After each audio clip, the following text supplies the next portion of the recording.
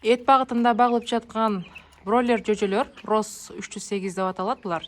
Азыр ушул боюнча бройлерди багуу боюнча, кантип кароо боюнча, жем, суусу кайсыл жактан сатып алуу боюнча YouTube'да түз эфир жасадым. 45 минуттан ичинде аябай көп суроолор болду. Суроолорго бүт жооп бердим. Анын ичинде баккысы келгендер дагы бар, кызыгып, анан багып алып кайсыл жакка сатабыз дегендер дагы бар. Анан айрыкча жөжөлөрдү мындай баккандан корккон адамдар бар да, жөжөлөрдү өлтүрүп коебуз депчи.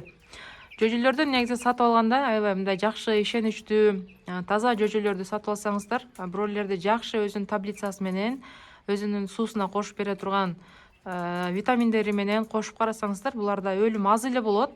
Эми арасында өлүм болот, сөзсүз түрдө өлүм болот.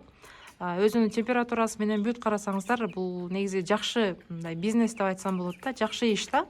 Сөзсүз эле буну бизнес катары эмес, жеке өзүңүздөрдүн мисалы күнүмдүк тамак ашка керектүү жана этти деле ушул бройлерди өзүңүздөр эле багып, өзүңүздөргө мындай камдап алсаңыздар болот да. Мунун этини сойгондон кийин 3 айга чейин тоңдуруп кармасаңыздар болот бройлердин этини.